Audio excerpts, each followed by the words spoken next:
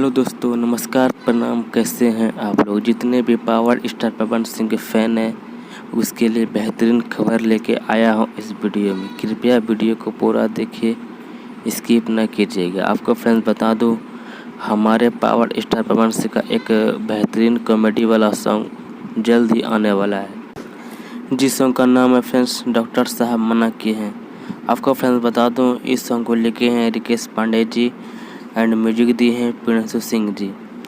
आपको फ्रेंड्स बता दूं, इसका फ्रेंड्स डायरेक्ट वीडियो सॉन्ग आने वाला है TF फिल्म से, जिस सॉन्ग को नाम है फ्रेंड्स डॉक्टर साहब मना किए हैं। जितने भी पावर स्टार के फैंस हैं कृपया इस वीडियो को पूरा शेयर कीजिएगा एंड लाइक कीजिएगा।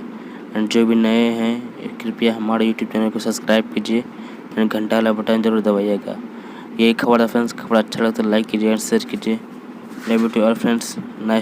आपको फ्रेंड्स भोजपुरी के हर अपडेट मिलता रहेगा इस चैनल पे। कृपया इस चैनल से जुड़ जाएं एंड सब्सक्राइब कर लें। लव यू फ्रेंड्स, जय हिंद, जय भारत।